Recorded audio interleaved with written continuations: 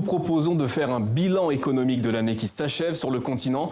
2019 fut riche en annonces et pour analyser cela, nous recevons Martial Zebelinga, économiste et essayiste. Merci d'être avec nous.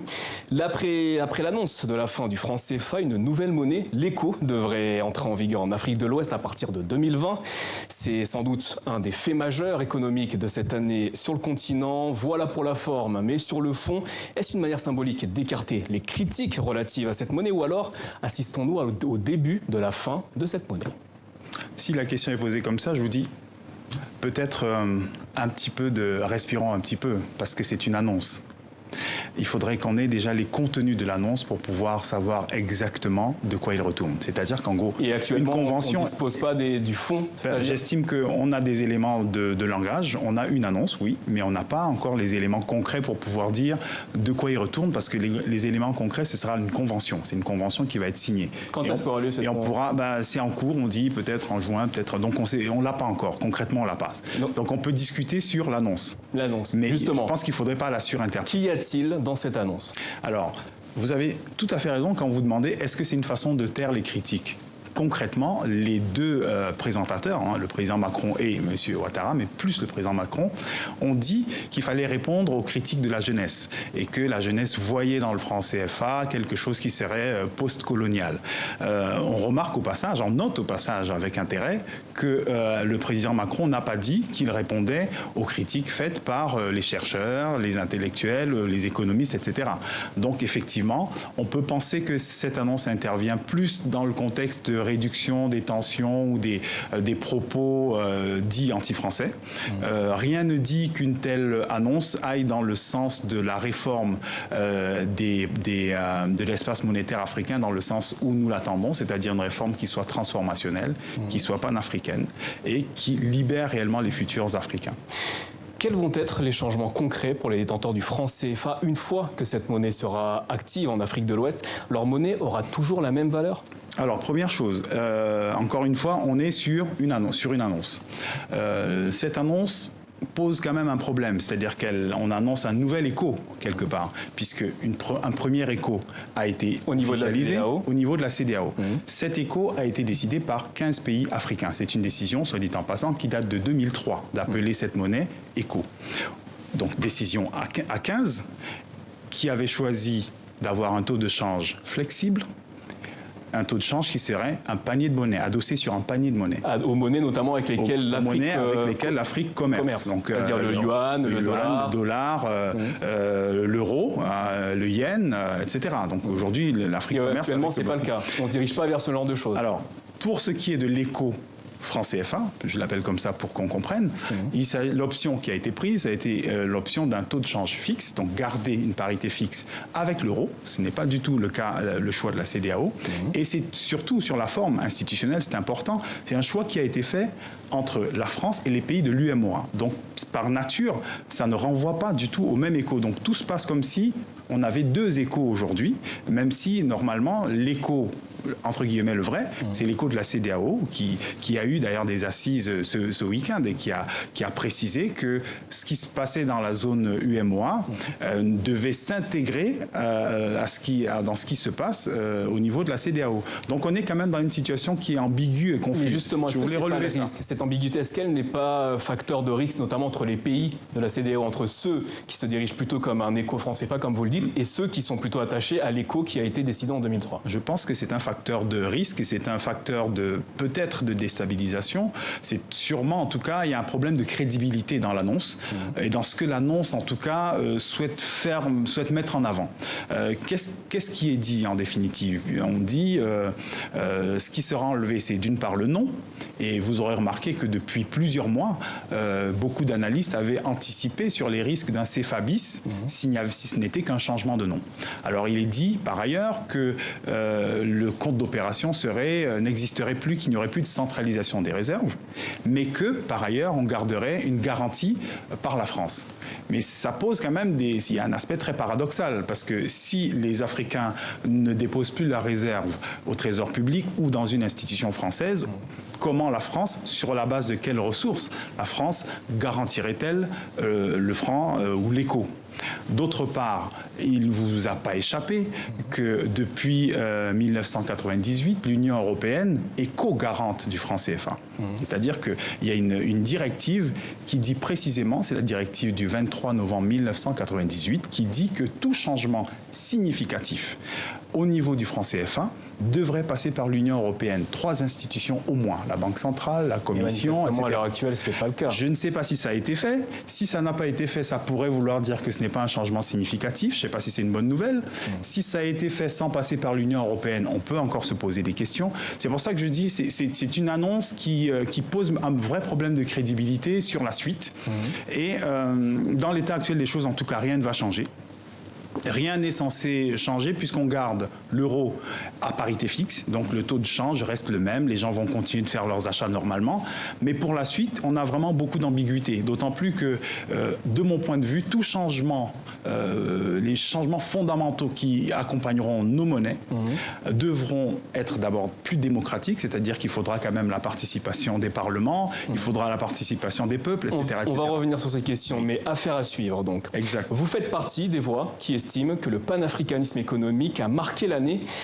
Qu'est-ce qui vous amène à établir un tel constat ? Alors, ce qui m'amène à établir un tel constat, c'est d'abord l'ensemble des dispositifs aujourd'hui qui sont dont les Africains parlent au quotidien. Ils parlent beaucoup de cette zone de libre-échange africaine. On parle, c'est-à-dire en gros de la possibilité d'avoir des échanges sur tout le continent, intégration africaine. Et ça, c'est déjà une demande du panafricanisme depuis 1963 avec la création de l'organisation de l'Union africaine. Et si je remontais dans les textes, on retrouve déjà ça dans les textes de 1958 de Nkrumah ou alors dans les ouvrages écrits par Nkrumah. On a également beaucoup de débats autour donc, de la zone monétaire africaine, une zone monétaire africaine, soit une monnaie unique, soit des monnaies régionales. Tout ça va dans le sens de l'intégration africaine. On a beaucoup de débats autour de la circulation des ressources monétaires, que ce soit par les diasporas, mais également la digitalisation de cette circulation. On a beaucoup d'applications qui sont basées sur les relations intra-africaines.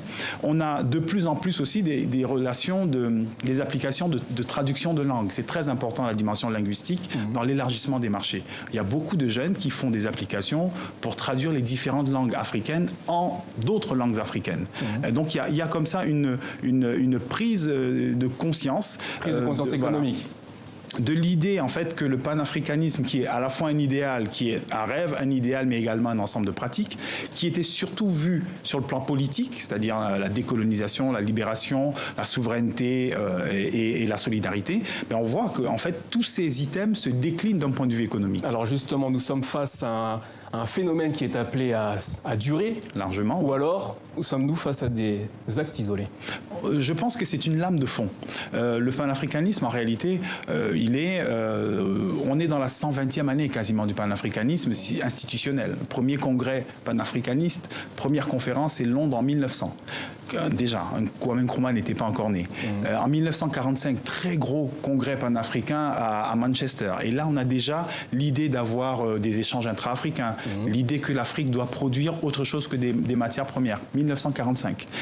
Donc 1963 avec l'Union africaine, 1980 avec Lagos, 1991 avec Abuja, une somme de traités. C'est plutôt un phénomène qui était déjà là et qui s'amplifie, vous diriez, avec le temps ? C'est un phénomène, exactement, qui était là, qui était beaucoup plus élitaire et de militants, et qui aujourd'hui commence à s'amplifier et à rentrer dans les processus politiques, économiques au quotidien. Et surtout, le secteur privé est de plus en plus concerné et de plus en plus conscient. Alors justement, l'année du retour au Ghana, c'est également un des faits majeurs en matière d'économie. Cette année, ce genre de campagne portée notamment par le président ghanéen, Akufo-Addo, est-elle le meilleur moyen pour l'Afrique de se développer ? En fait, il n'y a pas un moyen de se développer.